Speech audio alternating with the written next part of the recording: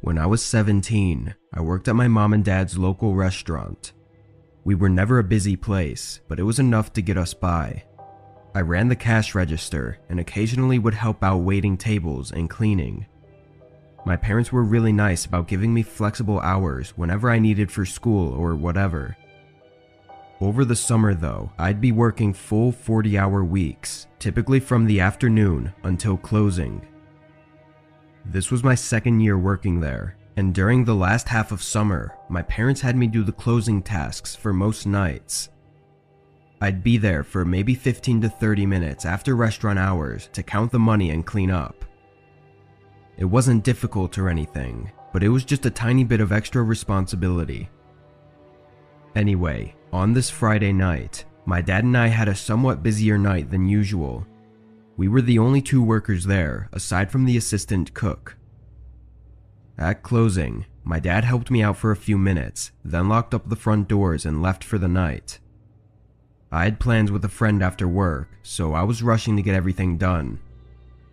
When I finished, it was a few minutes past 11.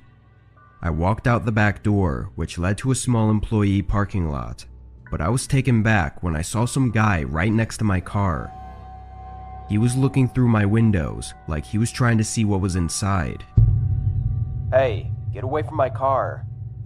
He looked over at me, showing his face for a split second, then ran into the trees behind the parking lot. I didn't see him long enough to get a good look, but the only feature I could really make out was his long, unkempt and patchy beard. He was a freaky looking guy, and I was feeling really uneasy as I drove away. A couple days passed, and on this night, it was just me and the assistant cook working the closing shift. It was a weekday, so it was slow, but just 20 minutes before closing, a guy walked through the door. He sat at a table without saying anything. Now, this was one of those restaurants where you go up to the register first to order, then sit down, so this was kind of weird. I waited for a few minutes until I walked up to his table and asked if he liked to order anything before we closed. It was then that I saw his long, patchy beard and recognized him as the guy from the other night.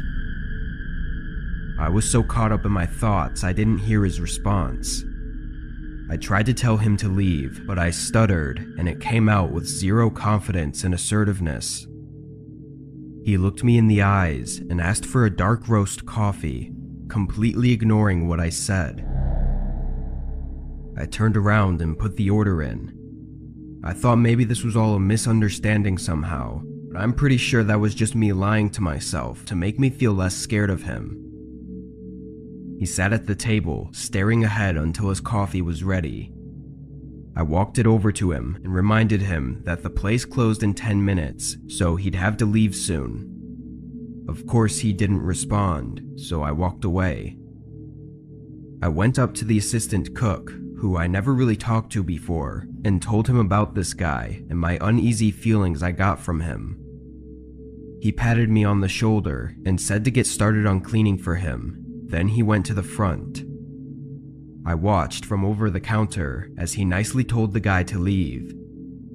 The man got up and made brief eye contact with me from across the restaurant, then turned around and walked to the door.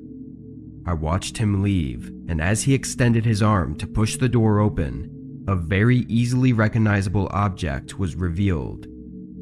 A gun wedged in the back of his belt. I thanked the cook and told him everything in more detail so he understood my concerns. He called the police without even hesitating, and while they didn't find the guy, he never came back to the restaurant. I'm grateful for our assistant cook, who I'm keeping anonymous for his own privacy. He could have easily just left for the night and let me deal with my own problems, but his kindness likely saved my life that night. When this happened, I was 23 and worked full-time at a pizza shop in my local area. I'm not sure if things were going on before this, but as far as I know, everything started and ended on this one night. Me and my best friend, Tim, worked the night shifts at this pizza place. It was a real small shop, having just 3 or 4 tables inside, because we specialized in delivery and takeout. Both me and Tim got our jobs there while we were in college, but just never left. Being in a quiet, rural town too, the job wasn't too much work. Never had busy days really, just a steady flow of orders sometimes. On this night, there was a light storm outside, and in return, business was slow. There were a few orders here and there, but overall, we didn't have much to do. By 10 p.m., Tim suggested we started cleaning up the place and maybe even clocking out 15 minutes early. I went with it, grabbing some rags to wipe the tables with, when the phone at the front desk rang. I picked up after a few rings. How can we help you today? Hello? I waited another 5 seconds before putting the phone down and shaking my head. Just some prank call, I thought. I went back to scrubbing the tables, but at the front of the store, I saw a glare coming from the window. There was a car parked a few spots back. I couldn't see too well through the window in the rain, but there was definitely a light on in the car, like a cell phone or something. The pizza shop was on an individual lot, and there were no other cars, so that was the only reason I noticed them. A moment later, the phone rang again. Tim was closer, so he picked up this time. I could hear someone's muffled voice coming from the phone, and after a short talk, Tim hung up. At the same time, the light in the car turned off, and they drove away. I told Tim what I saw and how it was a little weird, but he shrugged and said it was just some old man who was ordering a pizza for delivery. I looked back at the now empty parking lot. It wouldn't make much sense for someone to order a pizza for delivery from right outside the shop, so I figured Tim was right and it was nothing. He started making the pizza while I continued cleaning. 10 minutes later, Tim boxed it up and handed it off to me to deliver. I ran through the rain to my car, then pulled up the address on my phone, 11 minutes away. Not too bad. I pulled out and started making my way there.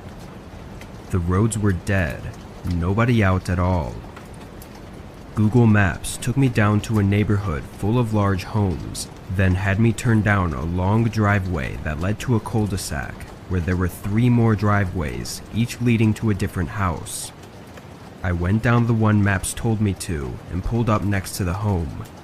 It was one of those large expensive houses, but pretty old looking and not very modern at all. I parked the car and double-checked the address with the house number, then picked up the pizza and ran up to the front door. Hello? Pizza delivery. I took a step back and looked at the front of the house. All of the lights were off. I dialed Tim's cell and had him call the guy who ordered. My phone buzzed a moment later, and Tim told me that his call went straight to voicemail. I shook my head in frustration and ran back through the rain to my car and got in. I tossed the pizza on the passenger seat and started backing out. This wasn't out of the ordinary, getting fake orders or dead deliveries, but it still annoyed me every time. When I got back, Tim was cleaning and said there were no more orders, so we were good to finish up and head out. I tossed the pizza in the trash and started helping him. Both of us were in the back, cleaning the ovens and wiping the prep counters, when a sudden bang came from the front of the building. We looked at each other, then ran to the front. At first, we didn't see anything, but then Tim spotted a small crack on the door. I walked over and opened it, and right outside was a heavy rock, big enough to throw and do some damage with. I looked around, seeing the parking lot was completely empty and nobody was nearby. Both of us were really confused and kind of freaked out. We talked about maybe calling the cops, but neither of us wanted to deal with that right now. To put things in perspective, it was 10 minutes before we were off, and if we called, then we'd be here for another hour at least. The crack on the door wasn't too big, not really that noticeable, so we chose to wait and just tell our manager the next day instead. We quickly finished up with the cleaning and left through the back door where our cars were parked. On the drive home, I rethought all the strange things that happened, and it made me uneasy. I pulled into my driveway and walked inside. It was late, so I knew I had to get in bed soon, but I wanted something to snack on first. I went to the kitchen to see what I had, but before I even opened the pantry, I heard a car splash through the puddles on the street outside my house. From the sound of it, I could tell it was parking. I walked over to my window and peeked outside, seeing a car parked right in front of my driveway. It only took me a second to realize it was the same car I'd seen outside the pizza shop. A cold rush went through me, and I stayed in the window to see what they were doing. The car was still on, but I couldn't see through their window. After a minute of no movement, I took out my phone and called Tim, telling him that I think one of the customers followed me home and was parked right outside my house. Are you serious? You need to call the cops. Something's not right, he said, urging me to hang up and call the police immediately. I don't know why I was so nervous to call the cops, but hearing Tim say it made me feel better about it. I moved away from the window and dialed 911. The lady on the line said that they would have someone on their way and that I should stay hidden and wait. I heard a car door open and close, so I quickly said okay and hung up. Looking back out the window, a man was walking up my driveway.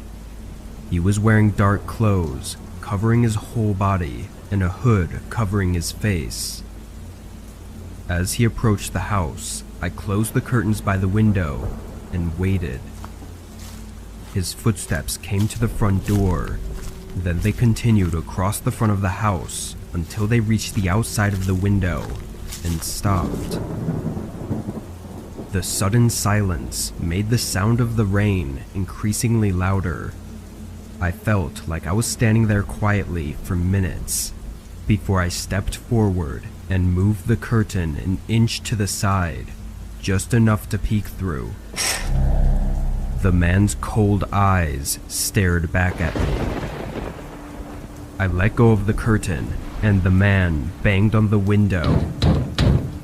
I stood a few feet away, terrified to death, and just as quick as it started, it ended.